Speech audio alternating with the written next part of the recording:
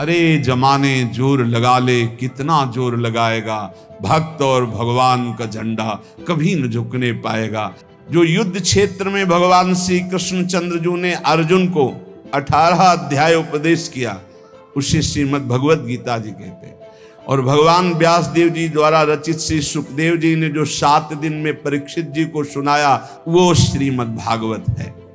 जिसने भगवत गीता को पढ़ा है, गंगा जल के एक बूंद भी आचमन किया है, एक बार भगवान श्री कृष्ण की पूजा कर ली है, यमराज उसकी तरफ आंख उठा के भी नहीं देखेंगे। एक बार भगवत गीता पढ़ा, एक बार गंगा जल का आचमन किया, एक बार भगवान श्री कृष्ण की अर्चना वंदना कर ली, तो यमराज कभी उसकी तरफ नहीं देखेंगे। इसलिए एक बार का जब इतना महत्व है, तो तू हर समय भज गोविंदम भज गोविंदम भज गोविंदम मूढ़मते, हर समय गोविंद का भजन कर, गोविंद का भजन। अये मूढ़मती, तेरा कोई साथ नहीं देगा, तू गोविंद का भजन कर। अंगम गलितम पलितम मुंडम दशन विहीनम जातम तुंडम वृद्धो याति गृहीत्वा दंडम तदपि न मुंचत्यासा पिंडम भज गोविंदम भज गोविंदम भज गोविंदम मूढ़मते। ये आशा परिवार की भोगों की इतनी सुदृढ़ है फांसी ये कि नहीं कटती है। बूढ़ा हो गया है, त्वचा सब ढीली हो गई, हड्डी हड्डी दिखाई देती है, सिर के बाल सब पक गए, दांत एको नहीं रह गए, लाठी लेके चल रहे, फिर भी वही परिवार की ममता।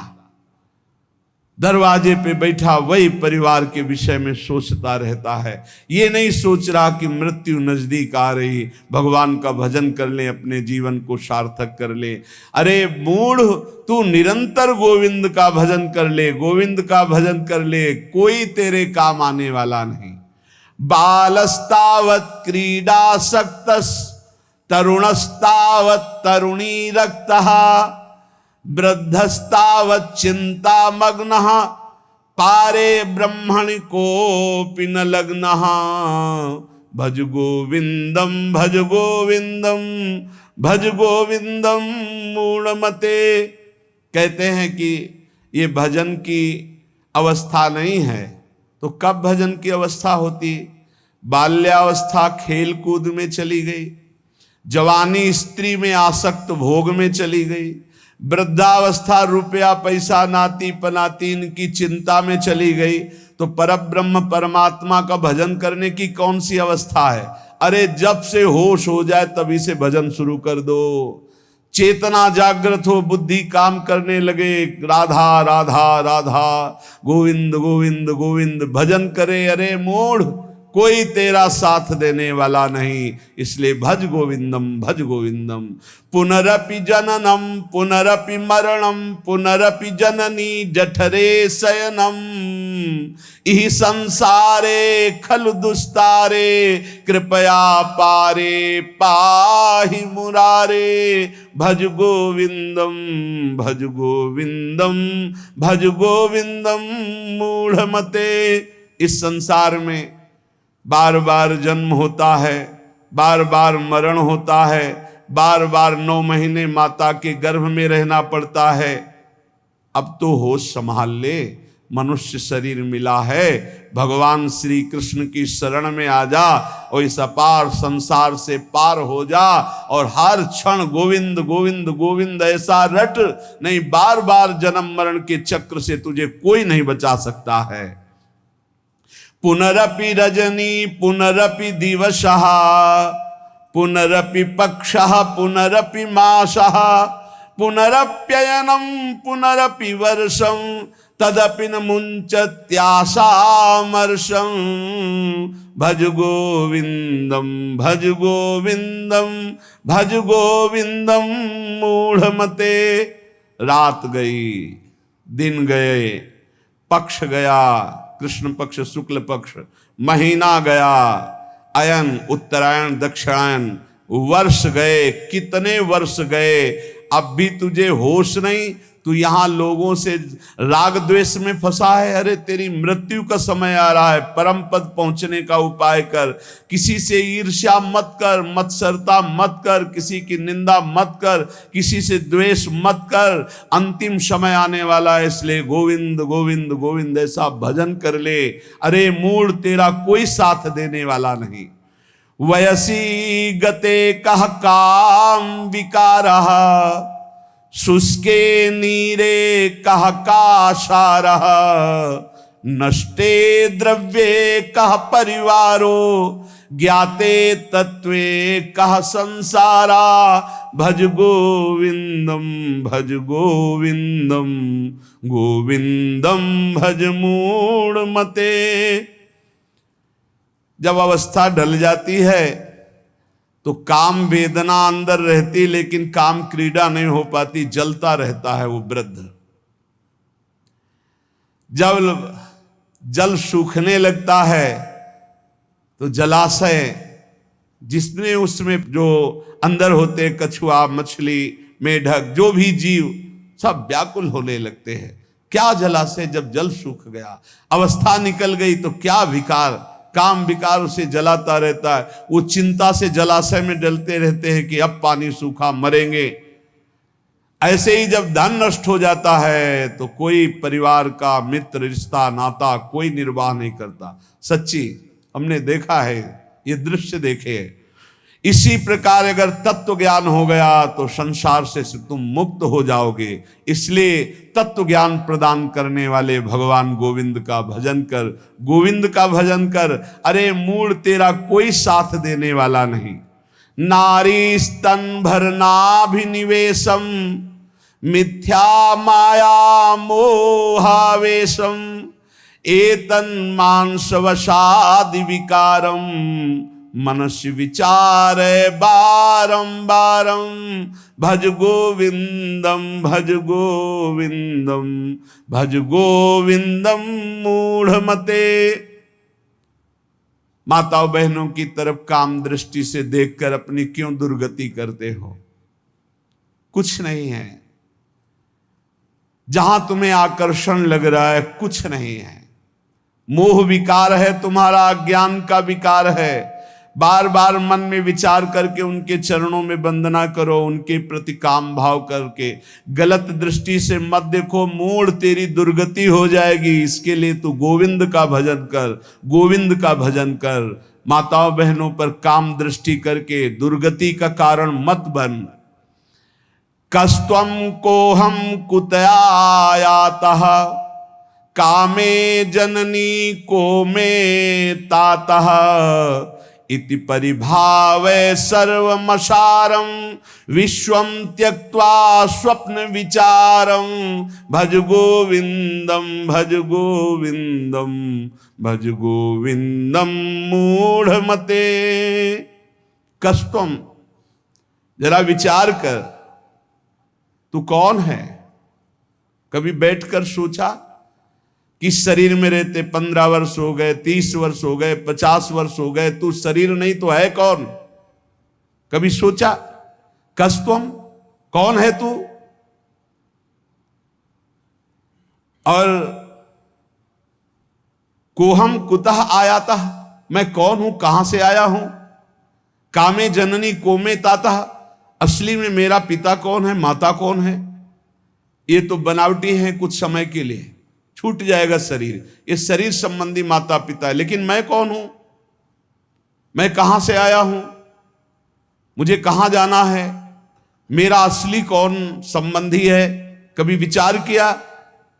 नहीं विचार किया, इसीलिए संसार में फंस गया। अब विचार कर, शुद्ध विचार के लिए गोविंद गोविंद गोविंद ऐसा नाम जप कर तो तुझे समझ में आने लगेगा ये संसार असार है। उमा कहूं मैं अनुभव अपना, शत हरि भजन जगत सब सपना। गेयम गीता नाम सहस्त्रम, ध्येयम श्रीपति रूप मजस्रम। नेयम सज्जन संगे चित्तम, देयम दीन जनाय च वित्तम। भज गोविंदम भज गोविंदम गोविंदम भज मूढ़मते। चाहे एक श्लोक ही गीता जी का पढ़े, रोज गीता जी का एक श्लोक पढ़कर अर्थ सहित चिंतन करे। विष्णु शास्त्र नाम, गोपाल शास्त्र नाम, इनका नित्य पाठ करें। 1000 नाम हो जाते हैं, बहुत लाभ मिलता है। 35 मिनट में हो जाता है, बहुत आराम से गाइए तो 40 मिनट में हो जाएगा। रोज गोपाल शास्त्र नाम, विष्णु शास्त्र नाम का पाठ करो। रोज गीता जी के भले चाहे एक श्लोक ही पाठ करो।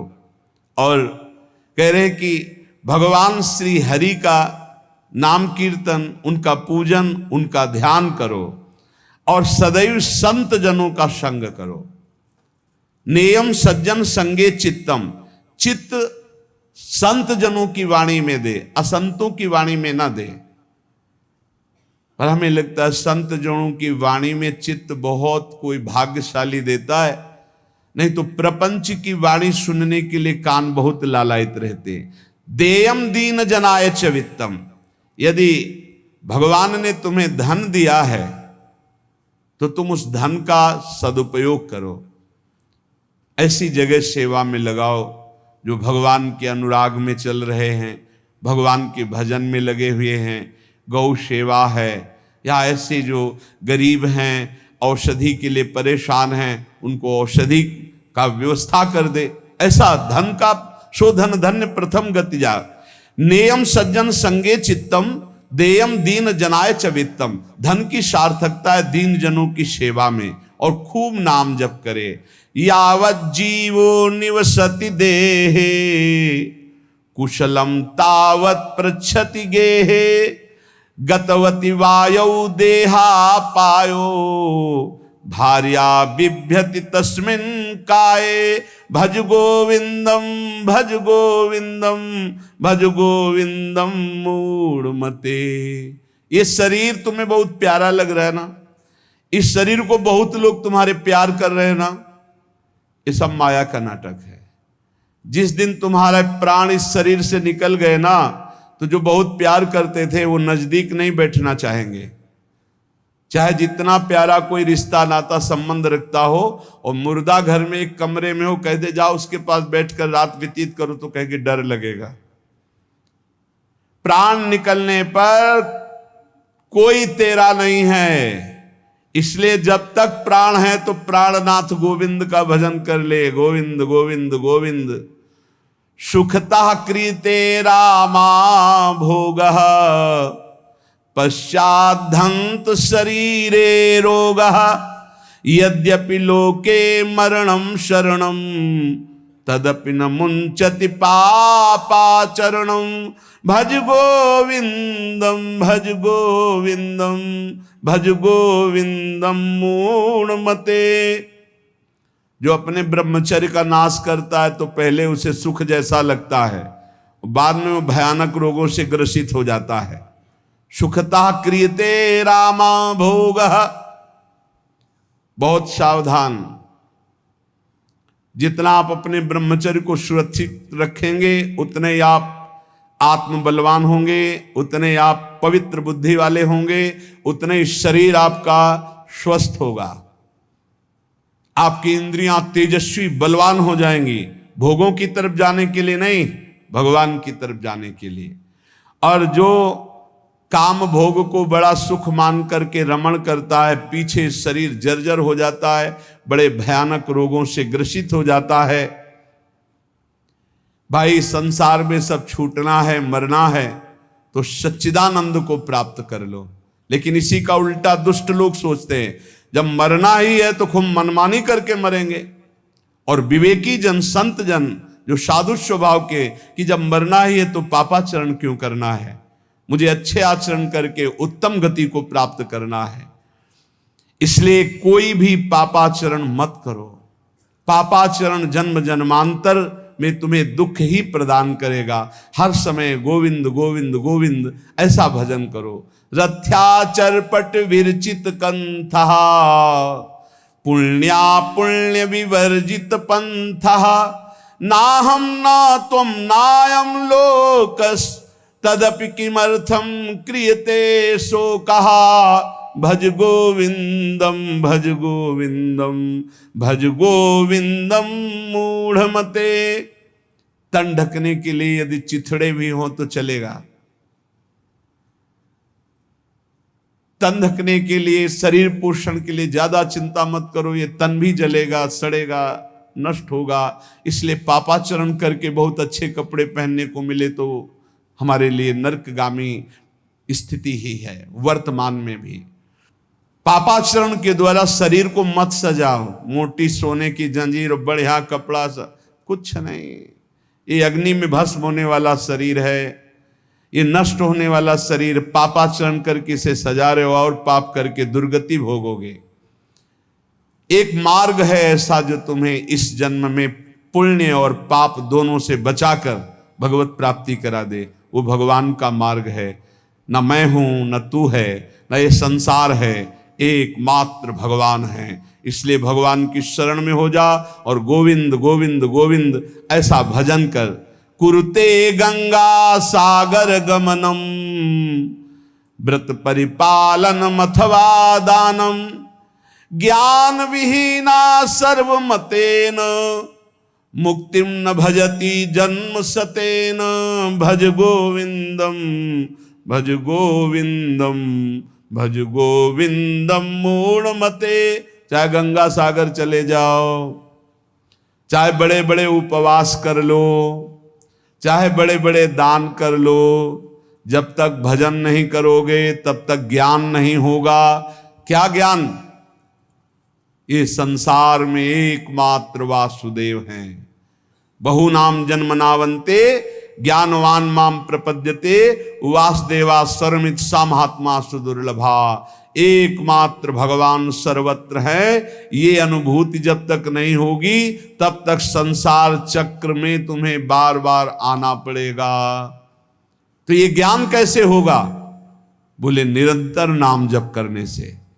चाहे गंगा सागर दौड़ आओ, चाहे बड़े बड़े उपवास कर लो, चाहे खूब दान कर लो, जब तक भजन नहीं करोगे तब तक शुद्ध ज्ञान नहीं होगा। और शुद्ध ज्ञान हुए बिना सर्वान वस्तुतया निरीक्ष परम स्वाराध्य बुद्धिर्मम, आपको भगवत प्राप्ति नहीं होगी। इसीलिए कह रहे बार बार गोविंद का भजन कर, बार बार गोविंद का भजन कर। श्रीपाद प्रबोधानंद जी इसीलिए कह रहे अलम कश्यापि संगत्या तबालम शास्त्र कर्म भी। बंद करो, अभी अन्य लोगों के संग का त्याग कर दो। जो भगवत विमुख वार्ता करते हैं, संत निंदा करते हैं, दूसरों की निंदा करते हैं, कुछ हाथ नहीं लगता। ये लोग दुर्गति को प्राप्त होने वाले हैं। भक्तन निंदा अति बुरी भूल करे जिन कोय, किए सुकृत बहु जन्म के छिन में दारे खोए। पर निंदा के किए ते नहीं आवत नहीं कछुआत, मूर्ख पर्वत पाप को ले चल अपने साथ। तो अलम कश्यापि संगत्या, ऐसा संग मत करो जिनके पास बैठने से भक्त निंदा, जन निंदा, भगवत निंदा हो। ऐसे से दूर रहो। अलम बंद कर दो ऐसे लोगों का संग। रात दिन हम श्यामा श्याम का नाम जप करेंगे, श्यामा श्याम के लीला गुण गाएंगे, श्यामा श्याम के ही धाम का शोभा का चिंतन करेंगे। जब तुम अपना जीवन श्यामा श्याम के चरणों में न्यौछावर कर दोगे तो पूरा भार श्यामा श्याम ले लेंगे और तुम्हारे हृदय में मस्ती आ जाएगी। शोक, विषाद बहुत ध्यान देने योग्य विषय है। तभी लोगों को ऐसा लगता है कि ऐसा कैसे हो सकता है। भक्त के चरित्रों को जब सुनते तो लगता है ऐसा कैसे हो सकता है, ऐसी परिस्थिति में भी ऐसा कैसे हो सकता है।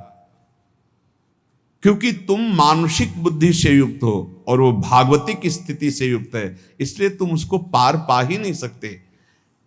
जब तुम अपना जीवन श्यामा श्याम के चरणों में समर्पित कर देते हो हृदय से, फिर उनकी कृपा से सब विघ्न दूर हो जाते, एक अपार मस्ती रहती है। नहीं तो शोक, विषाद, दुख, क्लेश, कष्ट, संताप, भय, उद्वेग, ये सदैव सताते रहते हैं। इसी से डिप्रेशन होता है। बार बार नकारात्मक चिंतन, शोक, विषाद, दुख, चिंता, क्लेश, संताप, भय, उद्वेग, यही पूरे मानसिक स्तर को नष्ट कर देते हैं। उत्साहहीन जीवन हो जाता है। जब तुम श्यामा श्याम को समर्पित हो जाते हो तो ये सब प्रवेश भी नहीं करते, एक अपार मस्ती बनी रहती है। अब क्या होगा? श्यामा श्याम जो करेंगे वही होगा। श्यामा श्याम पता नहीं कैसा करे, नहीं, वो सदैव मंगल भवन है, वो जो करते महामंगल होता है। यह निश्चय उपासक के हृदय में आ जाना चाहिए। इसलिए अपना सारा मन, सारी बुद्धि, सारा जीवन, प्रत्येक श्वास प्रभु को अर्पण कर दो। फिर देखो तुम निहाल हो जाओगे। दुख, शोक, विषाद, क्लेश, कष्ट, संताप, भय, उद्वेग, ये उसी को व्यापते हैं जिसने अपने जीवन को प्रभु के चरणों में अर्पित नहीं किया। इसलिए तुम अपना सारा मन, सारी बुद्धि, सारा जीवन, प्रत्येक श्वास केवल प्रभु को अर्पित कर दो। फिर देख लेना श्वास कैसे अर्पित की जाती, राधा राधा राधा। बुद्धि कैसे अर्पित की जाती है? एकमात्र निश्चय कि भगवत सुख ही सुख है। ये जागतिक सुख सुख नहीं, ये दुख है, ये ऐसा दलदल है जिससे आज तक कोई नहीं निकल पाया। सारा मन, हम मन से केवल प्रभु का मनन करें। बार बार मन को संसार से हटा के नाम में, रूप में, लीला में, धाम में लगाएं। बहुत प्रसन्नता हो जाती है उस उपासक के हृदय में जो अपना मन बुद्धि प्रभु के चरणों में अर्पित कर देता। भगवान ने तो इसको बहुत उत्तम स्थिति बताया है कि मेरे से कभी वो अलग हो ही नहीं सकता यदि मन बुद्धि अर्पित कर दिया। मय्येव मन आधत्स्व मयि बुद्धिम निवेशय, तो निवश्य मय्येव अत ऊर्ध्वं न संशया।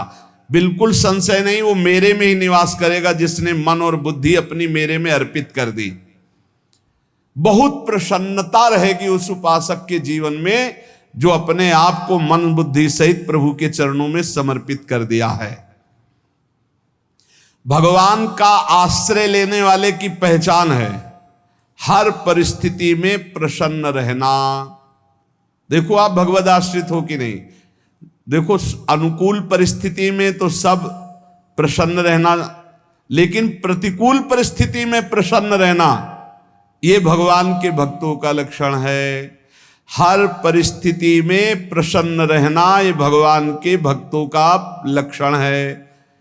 आनंदगन भगवान का आश्रय मिलते ही आनंद छा जाता है हृदय में। उनके पास आनंद का अभाव होता ही नहीं है। जैसे सूर्य का प्रकाश उदय होते ही सूर्य का प्रकाश संपूर्ण अंधकार को नष्ट कर देता है, ऐसे ही भगवान का संपूर्ण आश्रय लेते ही सब दुख चिंता शोक नष्ट हो जाते, आनंद ही आनंद। तुम भगवान के मंगलमय रूप को नहीं जानते हो, पर उनके मंगलमय भाव को, विधान को मानना शुरू कर दो। जो भी होता है मंगलमय होता है। हमने जीवन में देखा है,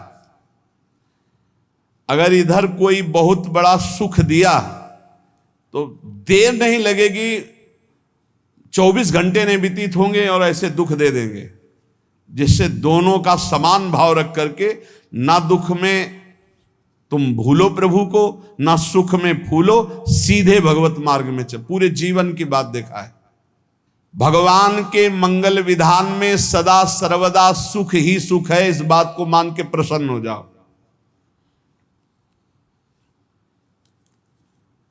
जब भगवान का भजन करने वाले की तन्मयता बढ़ती है भजन में,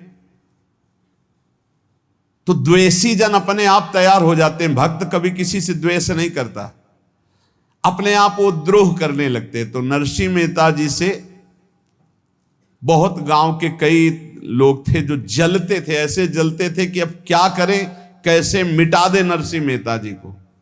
अब उपाय तो मिल नहीं रहा था। तो एक दिन संतों की मंडली आई, और उन्होंने कहा कि हम रास्ते में कोई चोर आदि धन ना ले ले, इसलिए यहां से किसी की हुंडी चलती है क्या द्वारिका में? पहले ऐसा था। बोले हाँ हाँ, हमारे यहाँ बहुत बड़े सेठ हैं नरसिंह मेहता जी, पर आप कहोगे वो मना कर देंगे। कई बार कहोगे, अगर वो स्वीकार कर ले तो वहां। और उनका लक्ष्य था कि नरसिंह मेहता जी की तो खाने की भी सुविधा नहीं थी, हुंडी कहाँ की बात आई। उनका था कि जब वो ना कहेंगे तो संतजन नाराज हो जाएंगे, अगर हाँ कह दिया तो वहां हुंडी चुकेगी नहीं, तो संतजन अपने आप इनको शाप दे देंगे, अपराध बन जाएगा, ये नष्ट हो जाएंगे।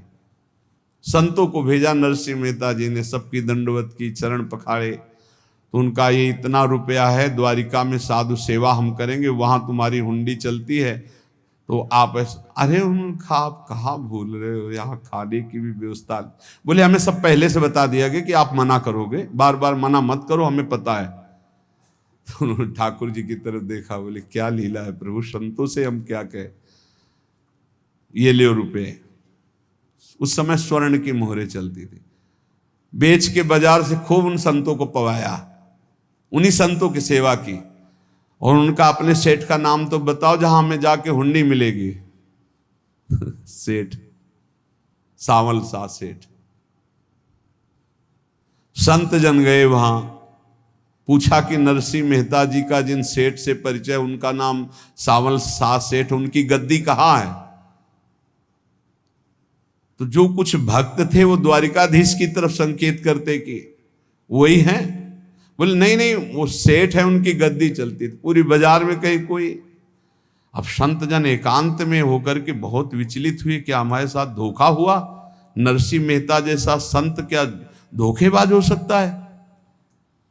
देखो संशय तो बहुत विचित्र होता है, बड़े बड़ों को संशय हो जाता है। जब भगवती सती जी को संशय हो गया, राम जी को हे खग हे मृग हे मधुकर श्रेणी ऐसा पूछते हुए कि सच्चिदानंद कैसे हो सकते, तो किसी को हो सकता है, क्योंकि वो बुद्धि की अधिष्ठात्री देवी है। जो ही उनके मन में ऐसा आया कि क्या हमारे साथ धोखा हो रहा है, इतने में ही देखा जय हो सावल सा सेठ की। होगा सावल सा सेठ, तो देखा बढ़िया मुनीम जी उनके साथ, और सेठ बस्ता लिए हुए मुनीम जी, सरकार इधर से चलो। तो उनका सावल सा सेठ आपका नाम है? संतों ने कहा। बोले हाँ। बोले नरसिंह जी, हाँ। बोले आपकी हुंडी आ गई है। हुंडी एक कागज में लिखा कि ये हमारे सेठ जी को दे देना। वैसे लोग मुझे माखन चोर कहते, कोई कुछ कहता, लेकिन आपने सेठ बना दिया। जब आपने सेठ बना ही दिया तो आप कभी परवाह मत करना तुम। और ये सेवक आपकी सेवा में सदैव तत्पर है, भगवान ने ऐसा लिखा। जो भगवद आश्रित है, एक बार ये चलता रहता है, जो संत जन होते हैं उनके विरोधी अपने आप बन जाते हैं, किसी से कोई मतलब नहीं, अपने आप विरोधी बन जाते हैं। कबीरदास जी का पूरी काशी में यश था। भजन करने वाले महापुरुषों का यश बढ़ता है जब, तो जो भजनहीन होते हैं उनके हृदय में जलन पैदा हो जाती है, और वो उनको विविध प्रकार से फंसाना चाहते हैं, उनको कष्ट देना चाहते हैं। तो कबीरदास जी के यश को धूमिल करने के लिए कुछ ब्राह्मणों ने एक रचना रची, मूड़ मुड़ा के कबीरदास जी के शिष्य बन करके पूरी काशी के सब आश्रमों में निमंत्रण दे आए। कल भंडारा है, संत सेवा है, सबने स्वीकार किया। कबीरदास जी अपनी दिनचर्या करके निकले तो संत मंडली आने लगी। बोले कै बजे सेवा है? साधु सेवा। बोले कौन सी साधु सेवा? बोले कल आपके शिष्यजन निमंत्रण दे के आए, पूरी काशी के सब संत आ रहे हैं। कबीरदास जी ने कहा यहाँ तो एक की भी व्यवस्था नहीं, पूरी काशी के संत आ रहे। अच्छा समझ में आ रहा है, लीला बिहारी तुम लीला करना चाहते हो।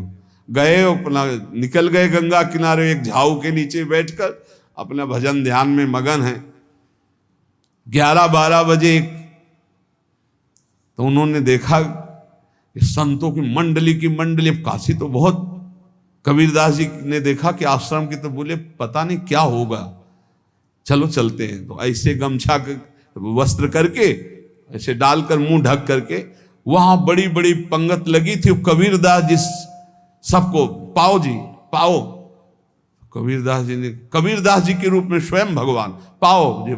कबीरदास जी ने कहा अच्छा जब स्वामी परस रहे तो हम भी बैठ के पा ले। तो जब उसी पंगत में बैठ गए अपना कपड़ा ढक करके, और जब मोहरे की दक्षिणा दे रहे थे सब लोग कि वाह कबीरदास जी ने आज तो साधु से, सबको जब कबीरदास जी के सामने आए तो ऐसे मुंह ढके, बोले देखो जो मेरा होता है उसे मुंह छुपाना नहीं पड़ता, मुंह ढकला नहीं पड़ता, लो दक्षिणा, तुम भी दक्षिणा लो। कबीरदास जी को कबीरदास जी दक्षिणा दे रहे, और वो कबीरदास जी है भगवान, और ये पाले वाले कबीरदास जी है भगवान के जन। कभी भगवान अपने, अरे जमाने जोर लगा ले कितना जोर लगाएगा, भक्त और भगवान का झंडा कभी न झुकने पाएगा। बिल्कुल चिंता शोक भय उद्वेग रहित जीवन भगवद आश्रित।